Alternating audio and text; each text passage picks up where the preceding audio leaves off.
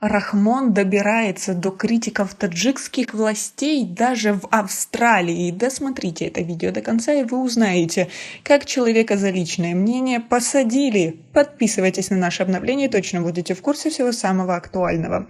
Уроженца Таджикистана и бывшего преподавателя университета в Австралии Абдусалома Адиназада за пропаганду терроризма в YouTube приговорили к 3,5 годам колонии. Об этом 26 августа сообщил новостной портал ABC News. Адиназада признан виновным в том, что с января 2019 года до ареста в декабре 2020 года размещал на своем канале в YouTube видео, в которых призывал мусульман к свержению власти и созданию халифата в Таджикистане.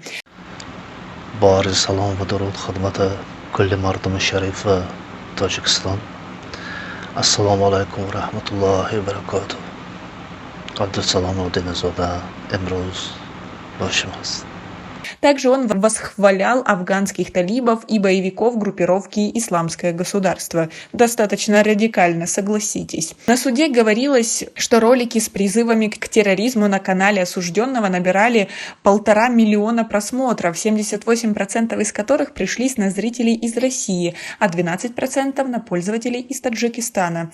А вы видели ролики этого человека и как вы к ним относитесь? Согласитесь. Отчасти это радикально. Свои ответы напишите нам, пожалуйста, в комментарии. 54-летний биохимик Абдусалом Адиназада около 10 лет проработал преподавателем университета Западной Австралии в городе Перт.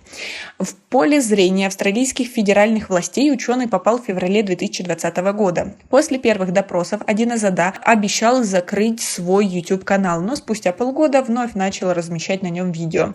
Из-за этого ему были предъявлены официальные обвинения, и он был отправлен под стражу.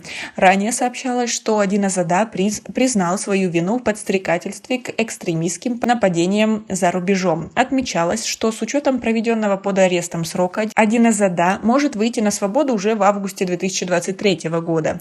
По данным, в 2018 году власти Таджикистана открыли против Абдусалома Адиназада уголовное дело о публичных призывах к насильственному изменению конституционных властей и призывах к экстремистской деятельности в интернете.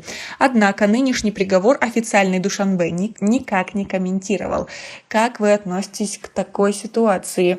Если вы видели его ролики, то напишите нам, пожалуйста, как вы к ним относитесь. И действительно ли там так много экстремизма и пропаганды? И в принципе, как вы относитесь к людям, которые высказывают мнение в интернете? Может, у вас есть какие-то каналы или сайты, которым вы доверяете, и они действительно адекватны, без излишней пропаганды к насилию, а просто конструктивная критика властей. Поделитесь, пожалуйста, своими находками. Это будет очень интересно. У нас пока на этом все. Оцените наше видео подпиской и лайком. До скорой встречи!